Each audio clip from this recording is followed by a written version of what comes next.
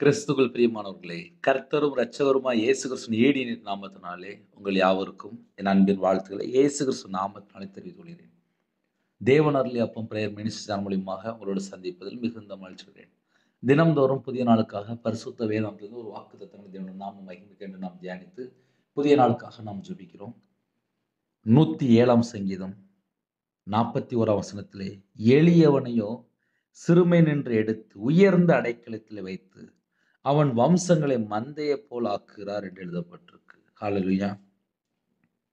எளியவனையோ சிறுமை நின்று எடுத்து உயர்ந்த அடைக்கலத்தில் வைத்து அவன் வம்சங்களை மந்தையை போல் ஆக்குகிறார்.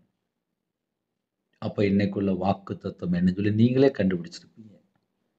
நான் ஒருவேளை ஏழை எளிய ஜனமா இருக்கேன், நான் எல்லாராலும் புறக்கணிக்கப்பட்ட நிலைமையில இருக்கேன், எனக்கு யாருமே இல்லை அப்படின்னு சொல்லி ஒருவேளை யாராவது இந்த அதிகால வேளையிலே இன்னைக்குள்ள வாக்குத்தத்தம் கேட்டால் கர்த்தர் உங்களோடு பேசுகிறார். எந்த சூழ்நிலை சரி, கர்த்தர் உங்களோடு பேசுகிறார்.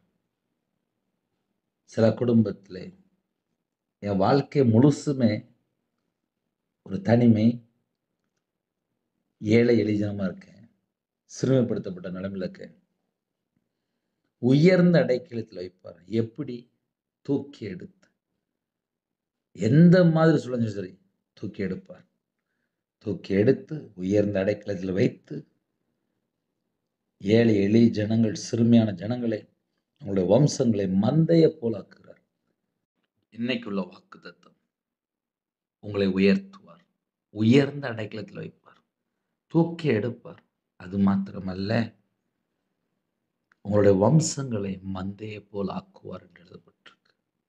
இந்த வசனம் மனப்படாம படிங்க, தேவனுடைய சமூகத்துல சொல்லி கேளுங்க. என்னை உயர்த்துங்கப்பா, என்னை தூக்கி எடுங்கப்பா, என்னோட வம்சத்தை ஆசீர்வதிங்கப்பா. அப்படி கேட்பீங்களா? கண்களை மூடி நாம் ஜெபம் செய்வோம். அன்பின் கர்த்தாவே, என் நன்றியோடு துதிக்கிறோம்ப்பா. உங்க பிள்ளைகளோட இங்க பேசணும் ஒரு வார்த்தைக்கு ஸ்தோத்திரம்ப்பா. எந்த குடும்பத்துல ஏழை எளிய ஜனமா இருக்கிறவங்களோ, சிறுமைப்படுத்தப்பட்ட நிலைமையில இருக்கவங்களோ, அந்த குடும்பத்தை தூக்கி எடுக்க போற கிருபைக்கா நன்றி.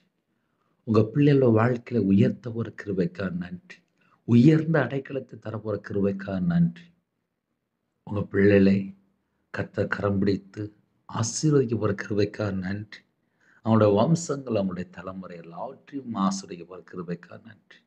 புதிய நாளிலும் புது கிருபைலாம் நிரப்புங்க. ஜெப அபிஷேகம் தாங்க, துதிக்கிற அபிஷேகம் தாங்கப்பா. இந்த நாளை காண செய்த கிருபைக்கு 1000 மடங்கு உமக்கு நன்றி செலுத்திடும். உண்மை நன்றியோடு துதிக்கிறோம், சொல்கிறோம்ப்பா. உங்க கிருபினால் உங்க பிள்ளைகளை நிரப்பி ஆசிரிங்க. ஜெப அபிஷேகம் தாங்க.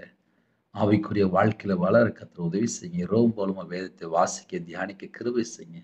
இந்த நாளில் உமக்கு பிரியமானபடி நாங்கள் வாழ வேண்டும். எங்களை தாழ்த்தப்படினோம் கர்த்தர் கூப்பிடுங்க. துதிகான மகிமை எல்லாம் ஒவ்வொருவருக்கு செலுத்திடும். இயேசு கிறிஸ்து பிதாவே, ஆமென். God bless you. ஜெபிக்க வேண்டும் விரும்பினால் 9363064181 நம்பர் உண்டு. நாங்கள் உங்களுக்காக குடும்பத்துக்கு ஜெபிப்போம். God bless you. Thanks for watching. Please subscribe our channel. Click the like and share. Click the bell. God bless you.